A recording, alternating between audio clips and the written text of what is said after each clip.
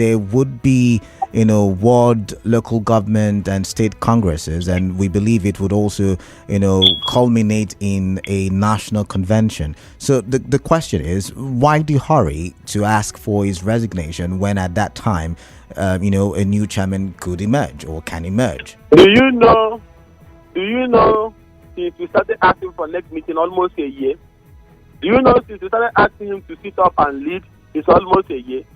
The issue of vacancy that will come in about 19 states is a constitutional thing. It's not what Madam Agote. Okay. That the vacancy will come up in the next few days has nothing to do with the fact that the man cannot continue to sit as acting chairman.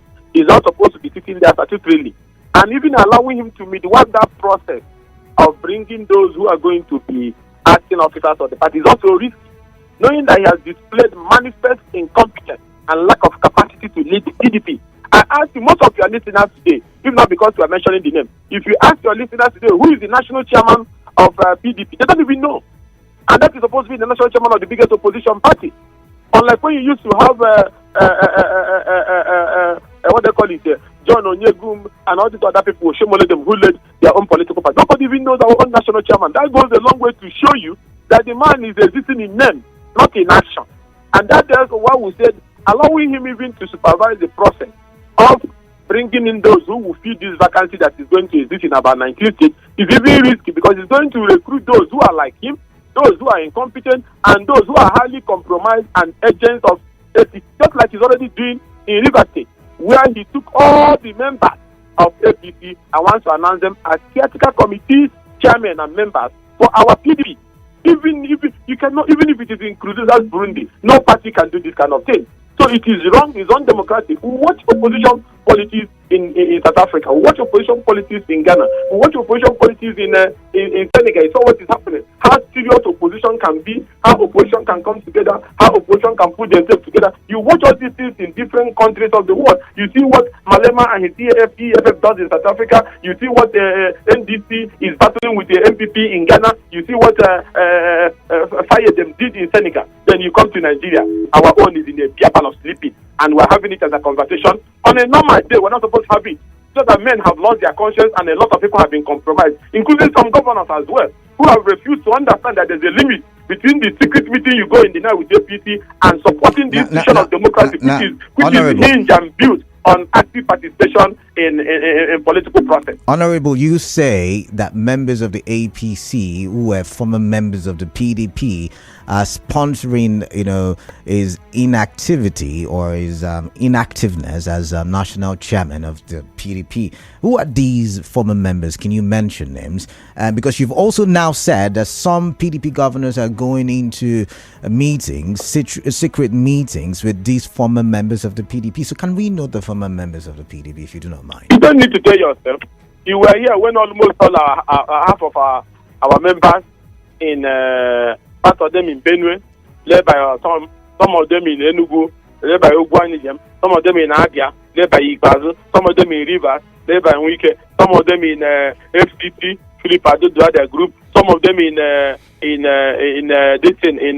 Kano State, and a whole different parts of them, almost about 16, 17 states. Wow, even in Ekiti, them vow that their own political party cannot win any election. Their own political party must be destroyed. My brother, this is I don't know. It's not a question of I belong to PDP, I don't belong to PDP. There's something men do. You say, where lies their honor and their character? You belong to a political party. What is the essence of a political party? Political mobilization for the purpose of winning political power and bringing change to the people. You sign up for a political party, you are inside that political party, and then you say that your political party cannot win. If you're a man of honor, if you're a man that has character, if you're a man that is not a coward, what do you do? Since you now feel your party lacks the capacity to bring good governance, you cross over to the other side you feel is better.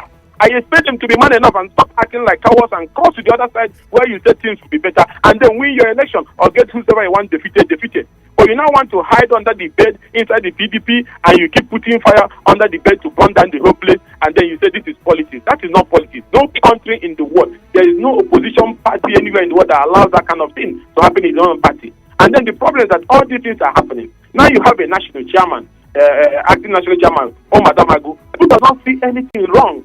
That those who call themselves PDP in name, but APC in paper, somewhere, and action, is destroying your own party, and you're still meeting with them, trying to work on the with them. No.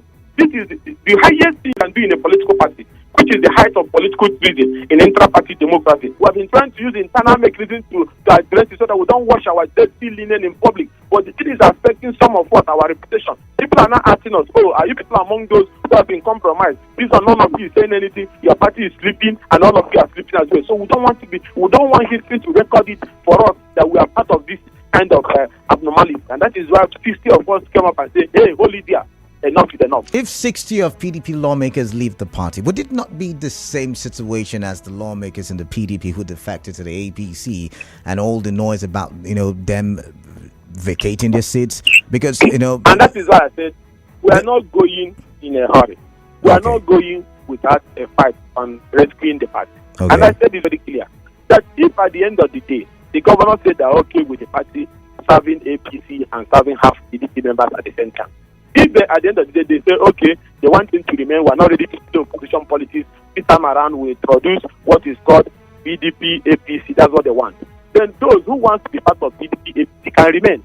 For some of us who will tell you categorically here that I cannot belong to two political parties at the same time, my allegiance has to be one, that we will pack our bags and look for new political opportunities for the sake of saving democracy and growing democracy, that we cannot play this part. So we are not the ones to be blamed. We should blame those who, as I speak to you now, tie the mat of PDP and box it into a corner and are sitting on it and are drinking their garri.